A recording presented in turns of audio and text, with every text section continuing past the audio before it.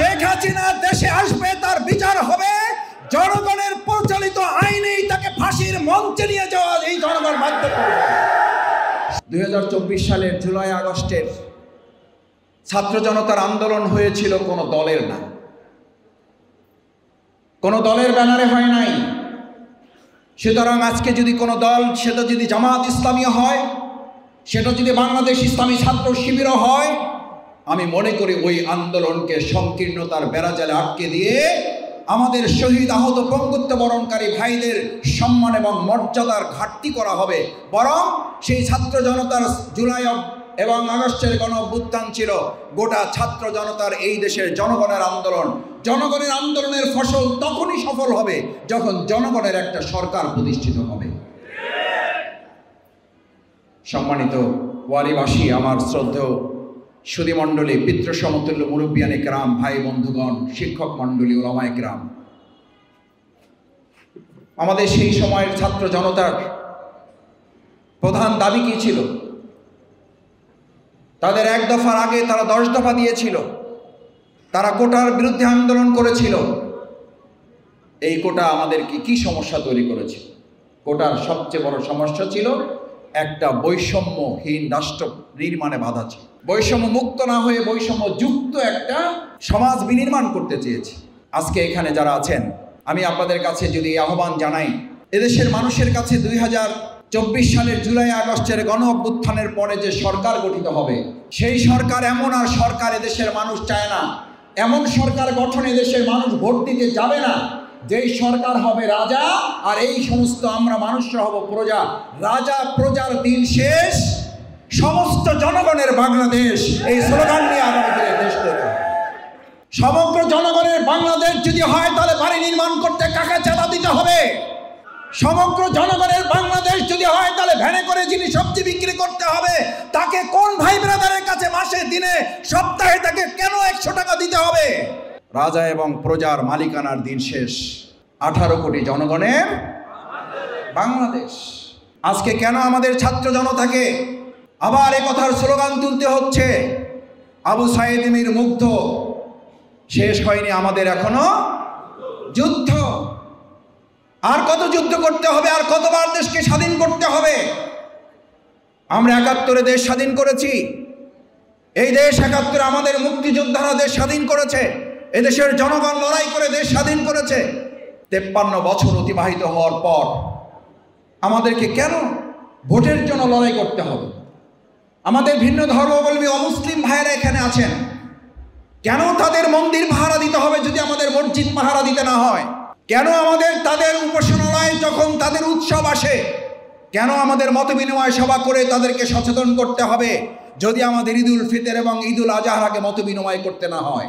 এ কথা শুনে হয়তো কেউ কেউ বলবেন, ভাই এত সুন্দর বাংলাদেশ কি আমরা পেয়েছি? না, পাইনি বলেই তো আমরা এই লড়াই করেছি। আমাদের ভাইয়েরা এই জন্যই লড়াই করেছে। আমাদের নেতৃবৃন্দকে হত্যা করা হয়েছে। বাংলাদেশ জামাত ইসলামীর উপরে যে জুলুম করা হয়েছে, আমাদের রিমান্ডের সময় নির্যাতন চলাকালে আমাদেরকে বলা হয়েছে, আপনারা কিসের উপরে ভিত্তি করে এত শক্ত কথা বলেন?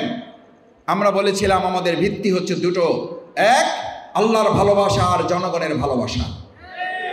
আমি এই কথা এখানে শুধু বলছি না, যখন এরকম 3 জন লোক আমরা এক জায়গায় হলে আমাদেরকে গ্রেপ্তার করা হতো নাশকতার আশঙ্কার কথা বলে, সেই সময় আমরা বলেছি এখানে অনেক বাড়িওয়ালারা এসেছেন।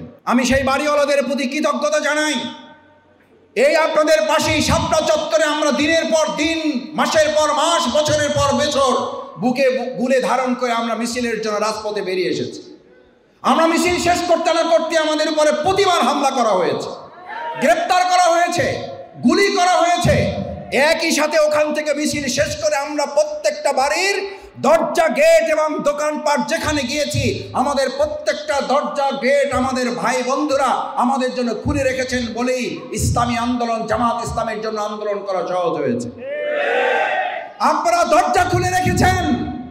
আজ আসমানের মালিক আল্লাহর কাছে দোয়া করি, আল্লাহ এই ওয়ারিসহ গোটা বাংলাদেশে জামাত ইসলামী আন্দোলনের জন্য, এই আন্দোলনকারীদের জন্য আপনারা যারা আমাদের জন্য দরজা খুলে রেখেছেন, আল্লাহ তাআলা কাল কিয়ামতের দিনে যেন জান্নাতের দরজা আপনাদের জন্য মুক্ত করে দেন।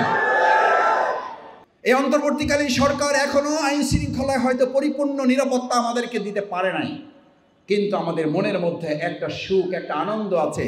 আমরা মন খুলে যখন যেখানে প্রয়োজন কথা বলতে পারছি না। একবার জোরে সোরে আরশে আজিমের মালিককে খুশি করার জন্য বলুন আলহামদুলিল্লাহ। আল্লাহ তাআলা এই পৃথিবীতে আমাদেরকে পাঠিয়েছেন তো স্বাধীন। আমার সেই স্বাধীনতাকে হরণ করলো কে? এখানে যারা আছেন হলফ করে বলতে পারেন 2008 সালের পর থেকে আপনি ভোটের জন্য যেতেন, ভোট দিতে যাইতেন, ভোট দেওয়া তো দূরের কথা, আপনি ভোটের জন্য চিন্তা করলেও তো আপনাকে গ্রেফতার করে নিয়ে যাওয়া হয়েছে। শুধু গ্রেফতার করে নিয়ে যাওয়া হয় নাই, আপনাকে গুম করে ফেলা হয়েছে। গোটা বাংলাদেশটাকে একটা কারাগারে পরিণত করে ফেলা হয়েছিল। সেই কারাগারে রক্ষক ছিলেন শেখ হাসিনা, যার কথা ছাড়া জামিন হতো না একজন সাধারণ মানুষের। এখন শুনছি তিনি নাকি আবার বাংলাদেশে আসবেন। আচ্ছা আপনারা বলেন, ওনার আসার ইচ্ছা পোষণ করা উচিত নাকি আমরাই চাচ্ছি উনি আসুক? উনি আসুক এটার পক্ষে যারা তারা হাত জাগান। চাচ্ছেন আপনারা সবাই? কেন চাচ্ছেন? কেন চাচ্ছেন? কেন চাচ্ছেন? শেখ হাসিনা দেশে আসবে, তার বিচার হবে, জনগণের পরিচালিত আইনেই তাকে ফাঁসির মঞ্চে নিয়ে যাওয়া এই জনগণ বাধ্য করবে। শুধু দেলোয়ার হোসেন সাঈদীর উপরে নির্যাতন করা হয়েছে, এই এক অপরাধী আমাদের 2013 সালের 5ই মে শাপলা চত্বরে আলেমদেরকে যে হত্যা করা হয়েছে, এই এক অপরাধে তাকে ফাঁসির মঞ্চে যেতে হবে। এই হিংসুটি মহিলা, এই রক্তখেকো মহিলা সেদিন নিজে তার দলের কর্মীদেরকে এই নির্দেশ দিয়েছিল। একজন নেত্রী হিসাবে আমি মনে করি না, একজন খুনি হিসাবে সে আদেশ দিয়েছিল যে আপনারা সবাই নৈকি বৈঠা নিয়ে চলে আসেন। এই আদেশ কোনো দলের নেত্রী দিতে পারেন, একজন খুনির পক্ষেই কেবল এটা সম্ভব। সুতরাং আপনি খুনের নির্দেশদাতা হিসাবে আপনাকে বিচারের কাঠগড়ায় দাঁড়াতে হবে। আপনাকে 2013 সালে 5ই মে আলেমদের হত্যার জন্য কাঠগড়ায় দাঁড়াতে হবে। আমাদের সেনা অফিসারদেরকে হত্যা করার তাই আপনাকে বিচারের কাঠগড়ায় দাঁড়াতে হবে।